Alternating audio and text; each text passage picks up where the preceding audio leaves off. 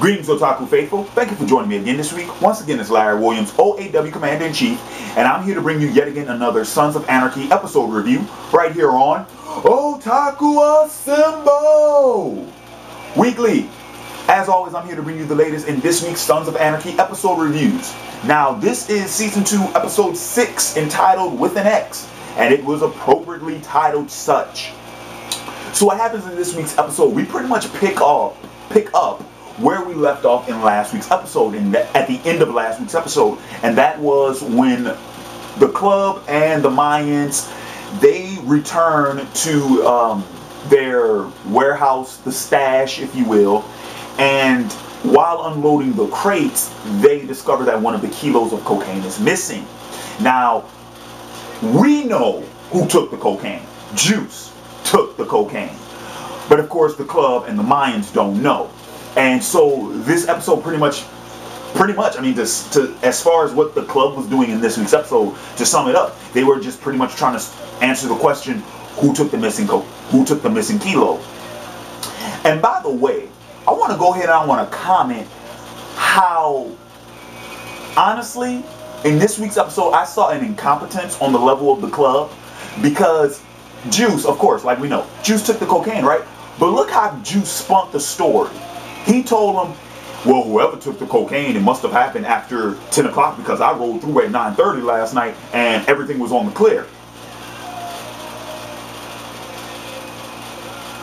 And then, of course, you know, Alvarez, he does make a comment, was like, well, shit, maybe you could have taken it. But then, of course, Jax immediately sticks up for him and is like, nah, man, it couldn't have been Juice. But this is where I'm talking about the club was a tad bit incompetent. Who asked Juice to do a run-through last night at 9:30? This is the question that Clay should have asked. He should have looked to Jax and said, Jax, did you ask Juice to come through last night and do a run-through?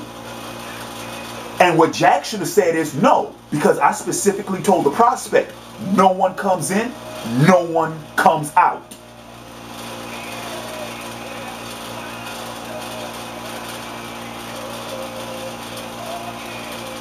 Hello? No one asked that question. No one asked who the fuck told Juice to do a run through last night in the first place. Tad bit incompetent. Especially since, and then not only that, if you don't ask that question, like I said, Jax specifically told one of the prospects, no one comes in or out. So then when Juice says he did a run through, why didn't Jax say, wait a minute, didn't I tell you that nobody was supposed to come in and out of here? There was a level of incompetence there. I'm just saying. So then of course this, like I said, this episode was pretty much who took the missing kilo, and we get this we see some of the club's interrogation methods, such as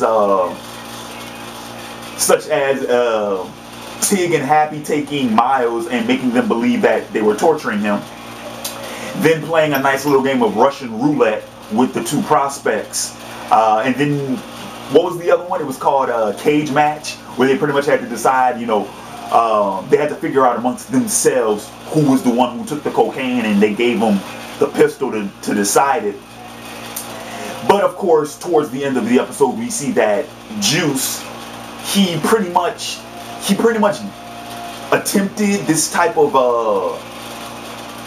I don't know what you would call it, but he attempted this type of scapegoat, if you will, where, you know, we'll play cage match with the two prospects, send them in the room together, lock the door, make sure one of them don't come out unless the other one's dead, leave the pistol with the one bullet. They'll figure out amongst themselves who took the cocaine, and in the meantime, I'm gonna go take a piss. What Juice attempted to do was go to the woods, grab the fucking kilo, take his sample, and then store it, you know, within those within that 15-minute window. And of course, by doing so, this is what would happen. The two prospects, they probably wouldn't get killed because they returned the cocaine. That's what Juice had promised them. But they would get kicked out of the club. So look, at least they get to keep their lives, right? And at least Juice's ass is still covered. But apparently Miles caught him with the cocaine, and they got into a little, scruffle, and Juice killed Miles. Let me say that once again.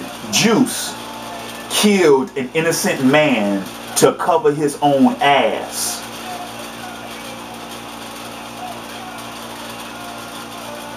He ain't just kill him. Pumped bullets into the boy's skull.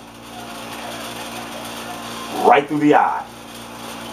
By the way, I'm not drinking alcohol. This is cream soda.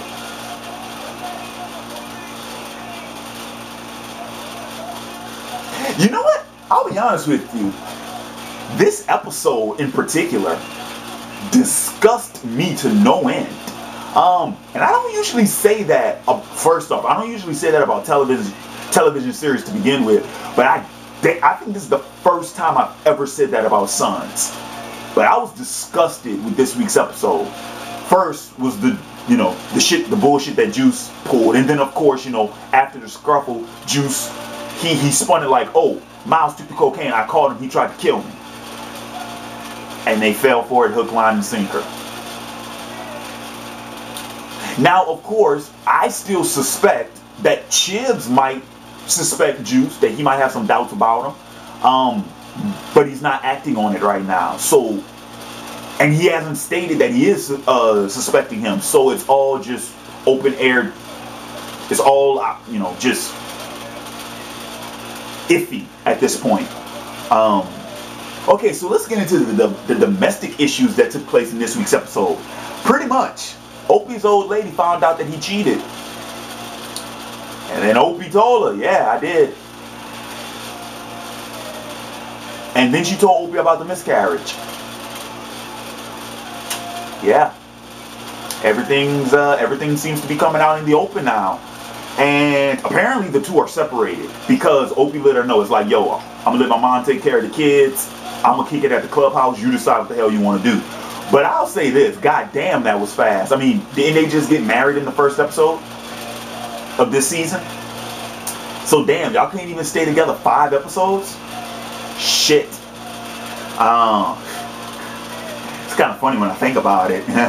It's like, damn, y'all couldn't stay. I got my finger caught in the bottle. Sorry. Y'all can't even stay together for 5 episodes. Goddamn. So, anywho, then, of course, the crazy bitch that Opie cheated with, we've seen, that harlot, if you will, to use a biblical term for what she is. She even went as far as pulling a gun on Gemma, Tara, Piney, Opie's old lady, all of them. Wow. Bitch is crazy. Yeah. And then, of course, we had the whole thing with Tara, her dealing with the situation, because to her, it wasn't about Opie cheating. It was about the fact that, that's who Jax cheated with. That's who Jax cheated with her. Cheated with on her last season. Okay. And so, of course, there was that whole thing going on. Another interesting scene in this week's episode was Wayne. Wayne went and approached Sheriff Roosevelt and let him know that Tara was in danger. But, of course, the sheriff was like, yo, you don't give me more information, I can't really act on it. But he was just letting him know. So, of course, and then this brings me to... Before I get to what disgusted me the most about this week's episode, also, we got introduced to Tig's daughter, Dawn. I believe that was her name. Didn't even know Tig had kids, and damn sure didn't know they were already grown. Which, yeah, that kind of confirms a couple of questions I had about Tig's age. But, yeah, old man Tig. Anywho, well, of course, we got introduced to Tig's daughter in this week's episode, who gave him a sob story about her sister and an eating disorder. And apparently she needed 12 grand in order to check her into this, program. The second she said that, I knew it was a scam. I knew that was a scam. I'm like, nah, that doesn't sound right. Because Tig offered to go with her, and she's like, no, it got to just be me. The second she said that, I was like, it's a scam. And of course, Gemma and Bobby let him know towards the end of the episode. It's like, yeah, it's a scam. But he gave it to her anyway. Hey man, look, Tig is fucked up himself, so it's no surprise his daughters will be fucked up also. But now that brings me to what disgusted me the most about this week's episode. And what disgusted me the most about this week's episode was Clay told Romeo that there was an internal threat with the club, and of course that was Tara. That Tara had some information that could be potentially damaging, and that she posed a threat. And so he went ahead and told Romeo, he's like, I need someone to take care of it.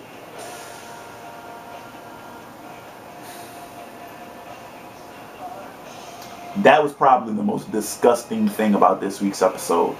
Like, honestly, watching that scene, my stomach started churning.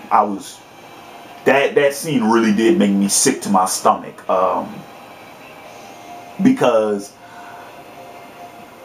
that's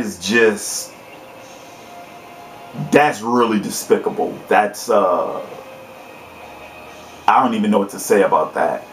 That he would go as far as hire the cartel to murder Tara. For fuck's sake, correct me if I'm wrong, but is Clay not responsible for the death of another club member's old lady? It seems like this motherfucker has no bounds. It's like he has no moral threshold whatsoever.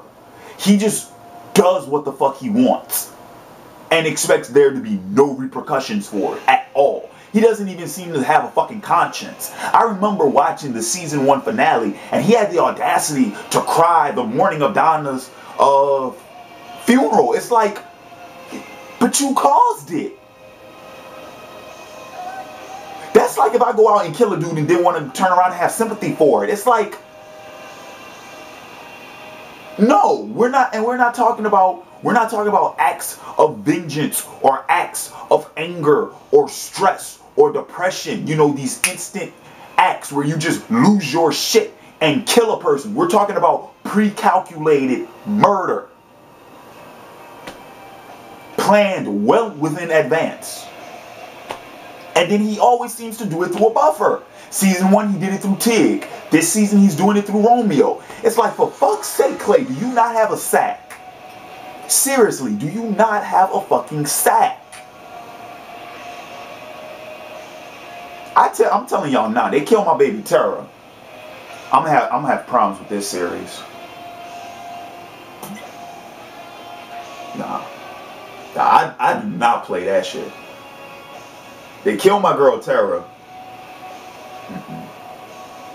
Not cool.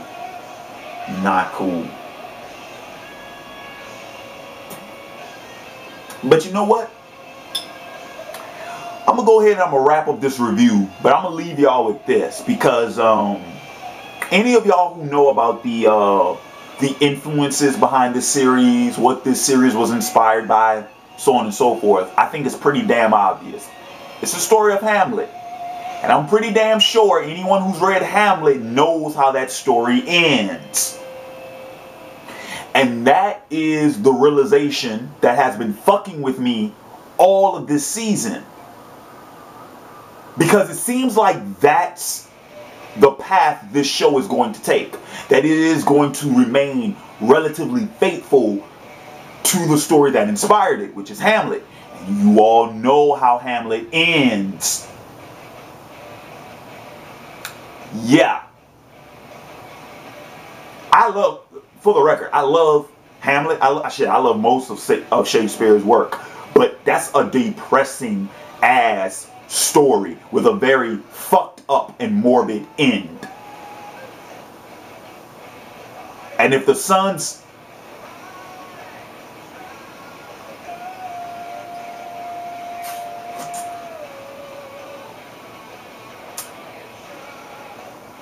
This is Larry Williams, OAW Commander-in-Chief. I'm fucking leaving this video here because I'm going to fuck around and say, oh, look. Peace.